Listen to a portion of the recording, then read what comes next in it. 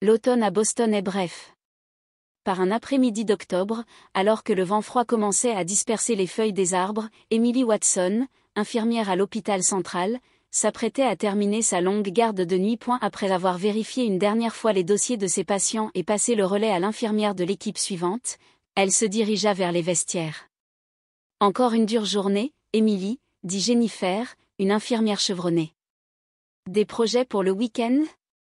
Passer du temps en famille? Emily sourit et secoua la tête.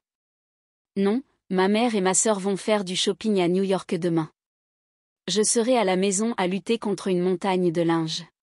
Tu sembles toujours te charger de toutes les tâches ménagères, dit Jennifer avec un regard compatissant.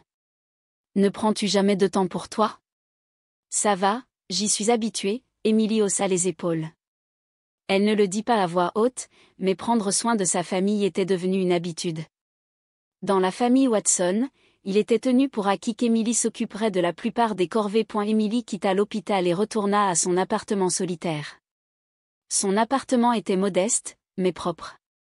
Le réfrigérateur était orné de nombreuses cartes postales de son père, maintenues par des aimants, Londres, Paris, Rome et les noms de villes marquant ses voyages d'affaires. Thomas Watson était cadre dans une grande société commerciale et voyageait fréquemment à l'étranger. Il avait une personnalité calme et rationnelle, mais il avait toujours considéré Emily comme spéciale. Lorsqu'Emily décida de devenir infirmière, il fut le seul à soutenir la décision de sa fille. Le téléphone sonna et Emily se précipita pour répondre. C'était sa mère, Martha. Emily, tu te souviens du dîner demain? L'ami designer de Kate vient, alors soit de retour à 18h. Oui, je me souviens. Avez-vous fini les courses? Oh, eh bien, dit Martha maladroitement. Kate et moi avons décidé d'aller faire du shopping à New York demain après-midi. Nous serons de retour dans la soirée, mais pourrais-tu t'occuper des courses et de la préparation du dîner? Emily réprima un soupir. D'accord. J'ai pris un congé, donc ça va. Merci, comme toujours, Emily. Tu es toujours si fiable, dit Martha. Puisque tu es infirmière et indépendante, ces choses ne te posent aucun problème. Kate est encore en train de construire sa carrière, donc le réseautage est important pour elle. Après avoir raccroché, Emily s'enfonça dans le canapé. Sa sœur, Kate, travaillait comme décoratrice d'intérieur freelance. Talentueuse, charmante et sociable, Kate était la préférée de ses parents. Sa mère, en particulier, s'intéressait beaucoup à la réussite sociale de sa fille. Le téléphone portable d'Emily sonna. En regardant l'écran, elle vit qu'il s'agissait d'un appel vidéo de son père. « Emily, comment vas-tu » Le visage de Thomas apparut à l'écran. Il semblait appeler d'une chambre d'hôtel. « Je vais bien, papa. »« Où es-tu maintenant ?»« Paris. Je prévois de prendre l'avion pour Bruxelles demain. » Thomas afficha une expression fatiguée, mais sourit. Un nouveau projet a commencé. Il semble que je serai en voyage prolongé en Europe. Combien de temps? Demanda Emily, inquiète. Environ 3 mois, je dirais, répondit Thomas en s'excusant. Je suis désolé, je ne serai pas de retour pour ton anniversaire. Ne t'inquiète pas. Le travail est-il difficile? Oui, mais je t'appellerai sans faute. L'expression de Thomas devint sérieuse. Emily, contacte-moi immédiatement si quelque chose se passe. N'importe quand. Je comprends. Emily sourit. La gentillesse de son père lui réchauffa le cœur. Et s'il te plaît, occupe-toi aussi de Martha et Kate. Elle serait perdue sans toi, dit Thomas en plaisantant, mais il y avait du vrai dans ses paroles. Bien sûr, comme toujours, répondit Emily d'un ton léger. Et la semaine suivante, Thomas partit pour l'Europe. Emily reprit sa routine chargée, alternant les gardes de nuit et de jour. À la maison, les tâches ménagères pour sa mère et sa sœur l'attendaient toujours. Sa présence était tenue pour acquise et ses efforts étaient rarement reconnus. Puis vint le jour fatidique. Par une froide soirée pluvieuse de début novembre, Emily quittait l'hôpital après avoir terminé sa garde de nuit. Alors qu'elle traversait une intersection avec son corps épuisé, un gros camion qui aurait dû s'arrêter au feu rouge dérapa vers elle. L'impact fut suivi de l'obscurité. La conscience d'Emily revint par intermittence. Elle avait l'impression d'être sous l'eau. Des gens s'affairaient autour d'elle et des voix se faisaient entendre au loin. La salle d'urgence de l'hôpital central était pleine de tension. Le personnel médical travaillait comme un seul homme pour sauver la vie de leur collègue, Emily Watson. C'est Watson. Elle rentrait chez elle après sa garde de nuit, s'exclama le docteur Martin, chef des urgences, en la reconnaissant. Contactez sa famille. Dans le dossier personnel d'Emily, le numéro de téléphone de sa mère, Martha, fut trouvé comme contact d'urgence. Une jeune infirmière composa le numéro avec des mains tremblantes. Dehors, il faisait encore nuit noire avant l'aube. « Bonjour, Madame Watson ? Ici, les urgences de l'hôpital central. Votre fille, Emily, a eu un accident de la route. » À l'autre bout du fil, Martha répondit d'une voix endormie. « Emily ? Que s'est-il passé ? Elle est dans un état critique. Pourriez-vous venir à l'hôpital immédiatement ? » Après un moment de silence, une réponse inattendue suivit. « Je promène le chien de ma sœur en ce moment, donc je ne peux pas. Peut-être que je pourrai venir dans l'après-midi. » L'infirmière écouta avec incrédulité et demanda à nouveau, « Madame, votre fille est dans un état très grave. Elle a de multiples traumatismes et saigne. Pourriez-vous venir tout de suite, s'il vous plaît ? » Je vous ai dit que je ne peux pas maintenant, la voix de Martha était irritée. Le caniche de Kate a un horaire strict. En plus, Kate et moi avons prévu d'aller à New York cet après-midi. L'appel prit fin. La jeune infirmière était abasourdie. Elle rapporta la situation au docteur Martin. Le médecin fronça les sourcils, mais soigner la patiente était la priorité. Essayons de rappeler plus tard. Pour l'instant, concentrons-nous sur le fait de lui sauver la vie. Emily fut emmenée au bloc opératoire d'urgence. Ruptures internes, multiples fractures, traumatisme crânien, son état se détériorait à la minute. L'opération dura 6 heures. Lorsqu'elle se termina, il était déjà plus de midi. Le docteur Martin appela à nouveau Martha. Cette fois, il expliqua la situation d'un ton sévère. « Madame Watson, l'état de votre fille est extrêmement critique. Elle a de multiples fractures, des lésions internes et un édème cérébral. Je vous recommande fortement de venir dès que possible. » « Je comprends, » répondit Martha sèchement, mais il n'y eut pas d'autre réponse. Emily fut transférée aux soins intensifs. Seules des machines et 4 supports entouraient son lit. Il n'y avait aucun signe de sa famille. À la place, ses collègues infirmières se relayaient à son chevet, lui tenant la main. « Emily, tu m'entends ? Nous sommes là avec toi, » murmura Jennifer à son oreille. « Tiens bon. Tu peux certainement surmonter ça. » Alors que la nuit s'épaississait, Martha et Kate n'étaient toujours pas apparues. Quelqu'un suggéra de contacter Thomas en Europe, mais son numéro ne figurait pas dans les contacts d'urgence enregistrés par Martha. Le téléphone portable d'Emily avait été détruit, ainsi que son sac, sur les lieux de l'accident. Dans l'après-midi du 2e jour, Martha et Kate se présentèrent enfin à l'hôpital. Les 2 femmes portaient des sacs de shopping de marque de créateurs et semblaient mécontentes des restrictions de visite des soins intensifs. « Seulement 15 minutes ? Vous plaisantez. Nous sommes venus expressément de New York, » se plaignit Kate à l'infirmière. Martha et Kate enfilèrent des vêtements de protection et furent conduites au chevet d'Emily, accompagnées de Jennifer. Emily était connectée à un respirateur, son visage enflé couvert d'échymoses violettes. Son corps était entouré d'équipements médicaux fixés à divers endroits. « Oh, quel enfant à problème !» soupira Martha. Elle se tenait au bord du lit sans toucher la main d'Emily. « Ne le dis pas à ton père. Cela ne fera que l'inquiéter. »« Chérie, rétablis-toi vite, » dit Martha froidement. « Nous n'avons pas le temps de nous occuper de toi. » Kate regarda l'écran de son téléphone et dit, « Rentrons bientôt, maman. Nous serons en retard pour le dîner avec Jeff. » Avant que 15 minutes ne se soient écoulées, les 2 femmes quittèrent la chambre. Jennifer, tremblant de colère, mais réprimant ses émotions en tant que professionnelle, continua à s'occuper d'Emily. Dans sa conscience qui s'estompait, Emily avait entendu des fragments de la conversation de sa mère et de sa sœur. Son cœur se glaça, non pas à cause de la douleur, mais à cause de la froide réalité. Au milieu de tout cela, une question se forma dans son esprit, Pourquoi son père ne l'avait-il pas contacté? S'il connaissait la situation, il accourrait sûrement point le 3e, 4e jour passa. L'état d'Emily fluctuait.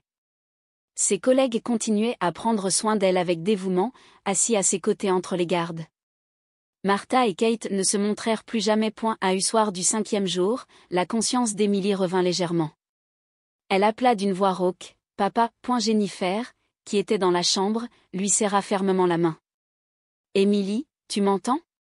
Bouge ton doigt. » Emily bougea légèrement son doigt. Cela suffit à faire pleurer Jennifer. « Dieu merci. Dieu merci. » Jennifer embrassa doucement son front. « Nous essayons de contacter votre père, mais il est à l'étranger. » Emily ferma de nouveau les yeux. Cependant, son cerveau reprenait progressivement ses fonctions. Elle essaya de comprendre la situation à partir des conversations fragmentaires qu'elle avait entendues. Pourquoi n'y avait-il aucun contact de son père? Pourquoi sa mère et sa sœur ne l'avaient-elles pas informée? Au 7e jour, l'état d'Emily commença miraculeusement à se stabiliser. Elle pouvait respirer sans le respirateur pendant de courtes périodes et sa conscience devint plus claire. Les médecins étaient émerveillés par sa résistance. Les infirmières sont coriaces, dit le docteur Martin, ravi de son rétablissement. Votre rétablissement est un miracle médical, Emily. Emily demanda du papier et un stylo à Jennifer. D'une main tremblante, elle écrivit une question, « Contactez papa ». Jennifer afficha une expression troublée. Votre mère a dit de ne pas le dire à votre père. Mais bien sûr, nous devrions le contacter. Avez-vous ses coordonnées? Emily hocha faiblement la tête et essaya d'écrire un numéro sur une autre feuille de papier. Cependant, son corps était encore faible et le stylo lui glissa des mains. À la place, elle écrivit « L'entreprise de papa ». Jennifer acquiesça en signe de compréhension. Je vois.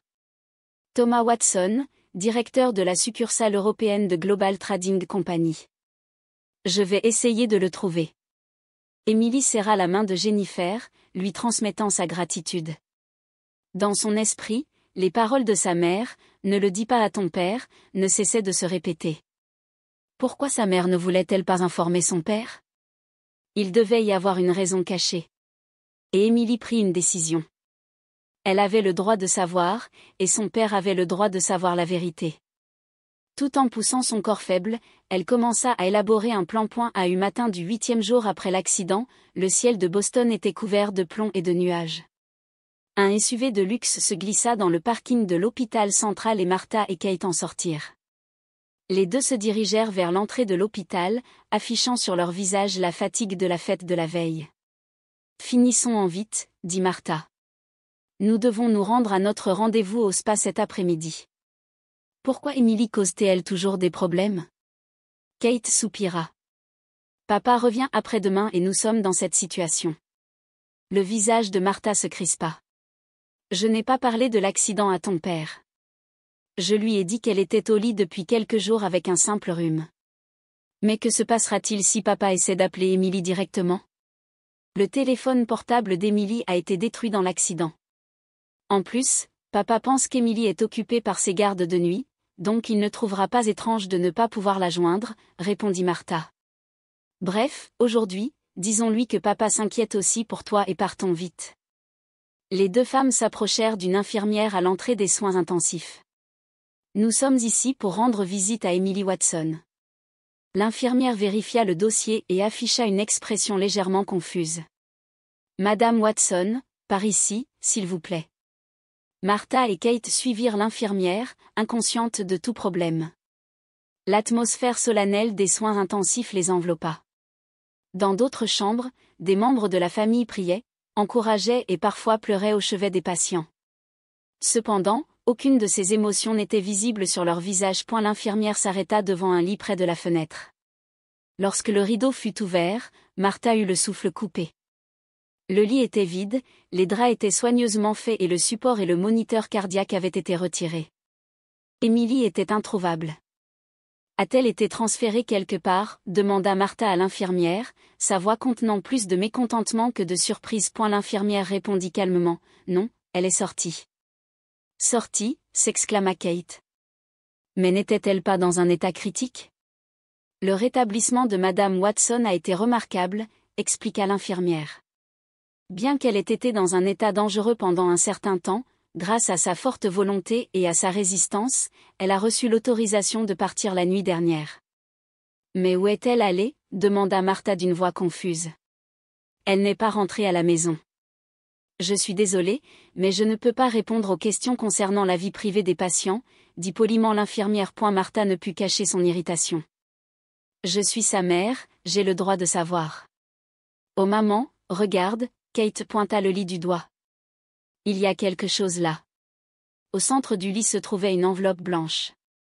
Sur la surface, pour Martha Watson était écrit d'une écriture soignée. Martha prit rapidement l'enveloppe et en sortit un mémo. Alors que ses yeux suivaient le texte, la couleur quitta son visage. Maman, qu'est-ce qui ne va pas ? Kate se sentit mal à l'aise face au changement de sa mère. Les mains de Martha commencèrent à trembler.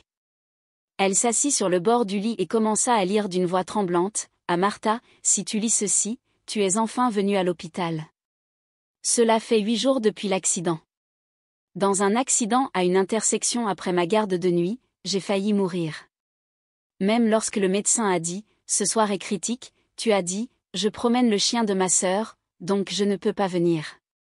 La voix de Martha se brisa. Kate s'assit à côté d'elle et jeta un coup d'œil au mémo. Même lorsque j'étais inconsciente, tu n'es venue me rendre visite qu'une seule fois. Pendant cette visite, tu as dit, ne le dis pas à ton père. Pourquoi ? Pourquoi n'as-tu pas prévenu papa ? Kate regarda sa mère. Maman, Martha continua à lire en se mordant la lèvre. Je me demandais pourquoi papa ne me contactait pas. Il serait sûrement inquiet. Puis j'ai réalisé la vérité. Tu ne lui avais rien dit. Le visage de Martha devint pâle et ses mains tremblèrent plus violemment. Mais ce n'était que la pointe de l'iceberg. Lorsque j'ai commencé à reprendre conscience, j'ai demandé à Jennifer de contacter l'entreprise de papa. Puis un fait surprenant est apparu. Papa n'était pas en Europe, mais en Asie. Ce qu'il vous avait dit était un voyage d'affaires de 3 semaines, pas de 3 mois. Kate haleta. Maman, qu'est-ce que ça veut dire ? Le visage de Martha se tordit de peur et elle cessa de lire. Lis la suite, Kate arracha le mémo à sa mère. J'ai donc enquêté davantage.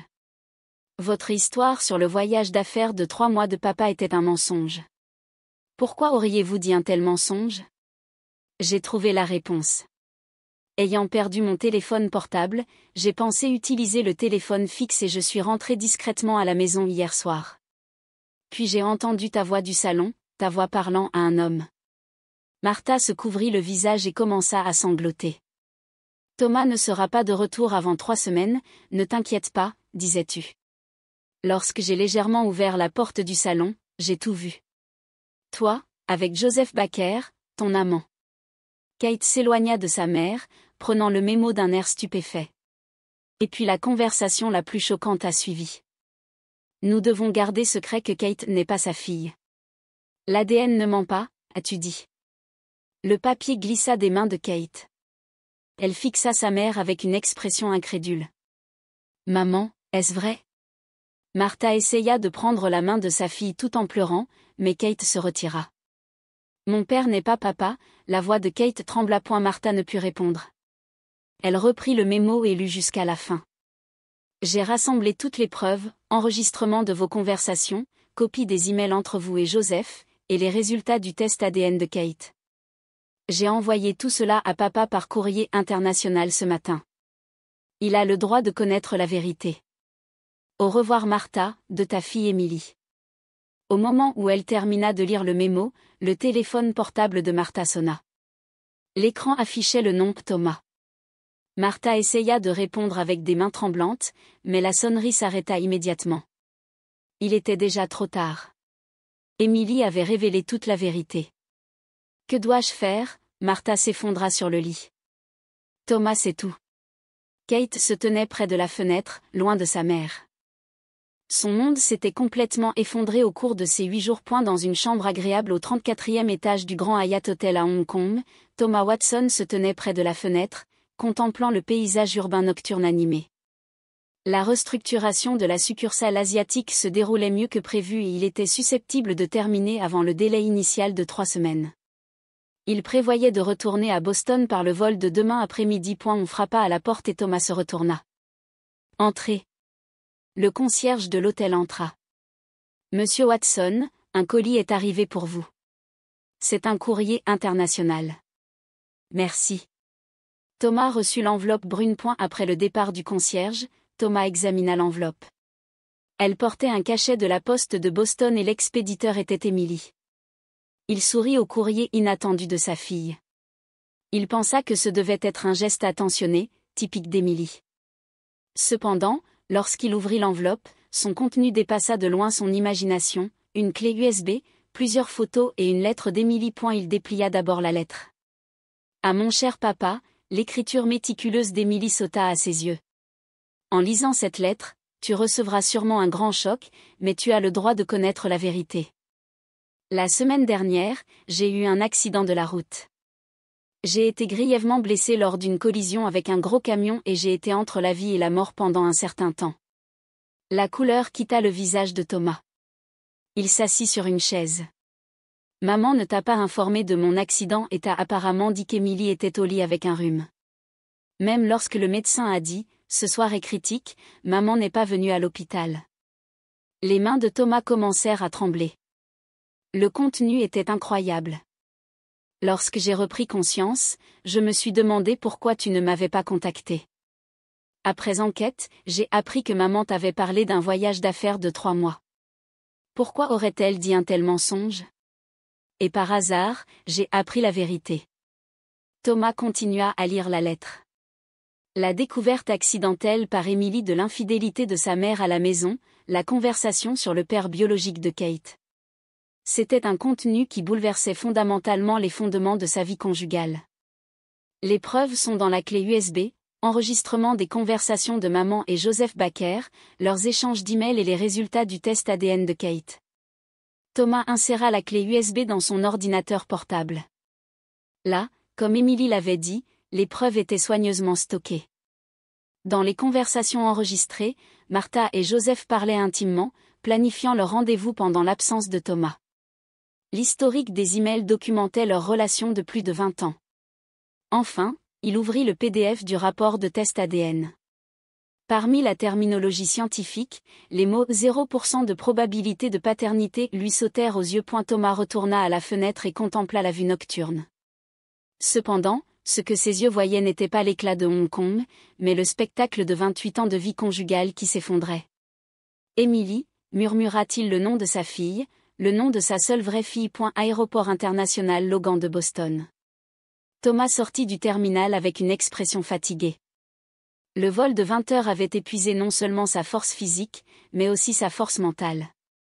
Cependant, ce qui dominait son cœur n'était pas la fatigue, mais la colère et la détermination. Appelant un taxi, il se dirigea d'abord vers l'hôpital central. Cependant, à la réception, on lui dit que sa fille était déjà sortie. Sortie? Mais n'était-elle pas grièvement blessée? Thomas était confus. Le rétablissement de Madame Watson a été remarquable, expliqua l'infirmière. Sa collègue Jennifer Foster a dit qu'elle s'occuperait d'elle à la maison et le médecin a donné son autorisation. Thomas poussa un soupir de soulagement. Au moins, sa fille était en sécurité. Il demanda les coordonnées de Jennifer, décidant de lui rendre visite plus tard. Ensuite, il prit un taxi pour rentrer chez lui. Alors que la voiture entrait dans la rue calme du quartier résidentiel UP, il sentit son rythme cardiaque augmenter. La maison dans laquelle il avait vécu pendant plus de 20 ans ressemblait maintenant à un endroit inconnu. Ouvrant la porte d'entrée, il entra discrètement dans la maison. Il pouvait entendre des bruits provenant du salon. Martha et Kate semblaient travailler à quelque chose. Thomas, s'exclama Martha, surprise de le voir. Tu n'étais pas censé revenir avant demain. Le travail s'est terminé plus tôt, dit Thomas froidement. Ses yeux remarquèrent les valises et les cartons éparpillés dans le salon. Vous vous préparez à déménager? Thomas, je n'ai pas pu répondre à ton appel. Je ne peux pas expliquer. La voix de Thomas était calme mais digne. Peux-tu expliquer plus de 20 ans de mensonges? Kate se tenait silencieusement dans un coin de la pièce, les yeux rouges et gonflés comme si elle avait pleuré. « Où est Emily ?» demanda Thomas. « Je ne sais pas. Elle est sortie d'elle-même, balbutia Martha. « Toute seule ?» La voix de Thomas s'éleva. « Comment peux-tu dire ça après avoir abandonné ta fille qui était grièvement blessée ? Thomas, tu ne comprends pas. J'avais des circonstances, assez. » Thomas leva la main. « J'ai tout entendu d'Emily. J'ai vu les preuves te concernant, toi et Joseph Baker, et concernant le père de Kate. » Kate renifla doucement. « Je ne savais rien, papa, je veux dire, monsieur Thomas. » Thomas la regarda un instant, ses yeux exprimaient de la tristesse plutôt que de la colère. « Kate, ce n'est pas ta faute. Tu es aussi une victime. » Martha s'effondra sur le canapé. « Thomas, s'il te plaît, pardonne-moi. » « Te pardonner ?» Thomas ricana. « Après m'avoir trompé pendant plus de 20 ans ? Après m'avoir fait élever Kate en sachant qu'elle n'était pas ma fille ? Et le pire, c'est que lorsqu'Emily, ma seule vraie fille, était presque mourante à cause d'un accident, tu l'as abandonnée. » Martha ne put argumenter. Elle se contenta de pleurer. « Je veux une explication », Thomas croisa les bras. « Pourquoi as-tu caché l'accident d'Emily ? Pourquoi ne me l'as-tu pas dit ? » Martha répondit d'une voix tremblante, « Parce que si tu revenais, je ne pourrais pas voir Joseph. » Thomas resta sans voix devant cette réponse excessivement honnête. Il secoua la tête et dit doucement, « Emily était ma seule fille. C'est la vérité. » Il ouvrit sa mallette et en sortit des documents. « Ceci est une convention de divorce. J'ai déjà contacté un avocat, y compris pour les demandes d'indemnisation. Tout se déroulera comme écrit ici. Je veux que vous soyez toutes les deux hors de cette maison d'ici demain. » « Mais où irons-nous ?» Martha implora en pleurant. « C'est votre problème, » dit Thomas froidement. « Il est temps de payer le prix de 20 ans de mensonges. » Il monta à l'étage dans son bureau, fermant la porte. Il laissa libre cours à ses émotions pour la première fois. Avec un profond soupir, il s'effondra dans son fauteuil. Sur le bureau se trouvait une photo de lui et d'Emily. C'était une photo commémorative du jour où elle avait obtenu son diplôme d'infirmière. Il prit la photo et traça le sourire d'Emily avec son doigt. « Emily, » murmura-t-il. « Je suis désolé de ne pas avoir pu te protéger. » La lumière du matin traversait la fenêtre d'un petit appartement de Boston. Dans une chambre de l'appartement de Jennifer Foster, Emily était assise sur le canapé en train de lire un livre. Son corps était encore faible et de légères cicatrices s'estompaient sur son visage. On frappa à la porte. Lorsque Jennifer l'ouvrit, Thomas Watson se tenait là. « Emily. » Thomas repéra sa fille dès qu'il entra dans la pièce. Il s'approcha doucement et s'agenouilla devant le canapé. « Emily, je suis désolé de ne pas avoir pu te protéger. » Emily prit la main de son père, les larmes aux yeux. « Papa, tu sais tout ? » ?»« Oui, tout. » Thomas hocha la tête. « J'ai vu ta lettre et les preuves. Les mensonges de cette famille et que personne n'était à tes côtés pendant que tu souffrais de l'accident. Mes collègues étaient là pour moi, » sourit Emily. « Comme une vraie famille. » Un mois plus tard, Emily et son père déménagèrent dans un nouvel appartement. Thomas avait quitté l'entreprise pour laquelle il avait travaillé pendant de nombreuses années et avait été transféré dans une autre société à Boston. Il avait choisi de travailler près de sa fille. « Comment est la position de cette étagère ?» demanda Thomas en montant une bibliothèque sur le mur du nouveau salon. « Parfait, papa », Emily sourit. Son état s'améliorait de jour en jour. À l'heure du dîner, les collègues d'Emily commencèrent à lui rendre visite fréquemment. Ils accueillirent chaleureusement Emily et son père, nouant des liens comme une nouvelle famille. « Vous avez sauvé ma fille », Thomas remercia Jennifer et les autres lors d'un dîner. « Vous nous avez appris ce qu'est une vraie famille. » Les conséquences pour Martha et Kate furent celles qu'elles avaient imaginées. Lorsque Joseph, l'amant de Martha, fut découvert par sa femme, il abandonna Martha et disparut. À court d'argent, Martha commença à gagner sa vie en travaillant à temps partiel dans une boutique haut de gamme. Kate, avec le rapport de test ADN en main, essaya de retrouver son père biologique. Cependant, Joseph refusa de la reconnaître, la rejetant froidement avec « Ne reparle pas des erreurs du passé. » La mère et la fille devinrent plus distantes, passant leur journée à se blâmer mutuellement. Le soir de Noël, le nouvel appartement d'Emily était baigné d'une lumière chaude. Thomas et sa fille, ainsi que ses collègues de l'hôpital, étaient assis autour de la table, discutant avec le sourire. Une lettre arriva dans la boîte aux lettres. L'expéditrice était Martha. « Tu ne vas pas l'ouvrir ?» demanda Thomas. Emily secoua la tête et jeta la lettre non ouverte à la poubelle. Le passé est révolu. Nous avons un nouvel avenir. À la vôtre. Jennifer leva son verre. À la vraie famille. À la vraie famille, tout le monde trinqua. Emily leva les yeux vers le ciel étoilé à l'extérieur de la fenêtre. Sa revanche était complète. Elle ne laisserait plus la haine consumer son cœur. Tout ce qui restait était l'espoir d'un nouveau départ. La famille n'est pas seulement une question de lien du sang, dit Emily doucement. C'est le cœur qui prend soin des autres qui crée une vraie famille. Thomas serra l'épaule de sa fille et hocha la tête. Leur nouvelle histoire commencerait ici.